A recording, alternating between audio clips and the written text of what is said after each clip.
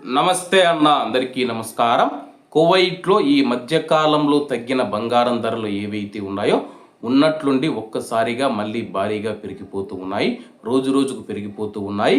Kuwait స్థానిక market తెలిపిన వివరాల ప్రకారం కువైట్లో 24 క్యారెట్లో 1 గ్రాము బంగారం ధర 52 దినార్ల 460 ఫిల్స్కు చేరుకుందని చెప్పేసి, అంటే బంగారం ధర మనం చూసుకుంటే తులం బంగారం ధర 530 దినార్లకైతే చేరుకోవడం జరిగింది.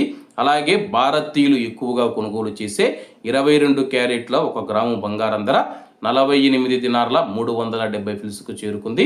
తులం బంగారు దాదాపు మనం చూసుకుంటే 500 దినార్లుగా ఉందన్నమాట.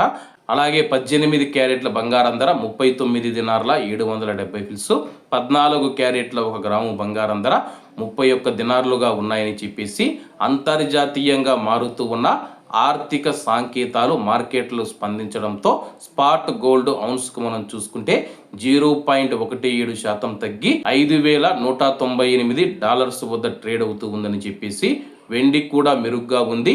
ఔన్స్కు మనం చూసుకుంటే కానీ 27.58 దినార్ల వద్ద ట్రేడ్ అవుతూ ఉందని చెప్పేసి, ప్రస్తుతం మనం చూసుకుంటే కానీ కువైట్లో రోజు రోజుకు బంగారం ధరలు పెరిగిపోతూ ఉన్నాయి. ముఖ్యంగా బంగారం కొనుగోలు చేయాలంటే కేనెట్ తీసుకొని రావడంతో అయితే ఇళ్లలో పనిచేసేవారు కావచ్చు, కొంతమంది బయట పనిచేసేవారు ఎవరైతే ఉన్నారో బంగారాన్ని కొనుగోలు చేయాలంటే ఇబ్బంది పడుతూ ఉన్నారన్నమాట. అలాగే చాలామంది అడుగుతూ ఉన్నారన్నమాట, బంగారాన్ని ఇండియాకి ఎంత తీసుకొని వెళ్ళొచ్చని చెప్పేసి. ఆడవాళ్ళు అయితే 40 గ్రాములు, మగవాళ్ళు అయితే 20 గ్రాములు.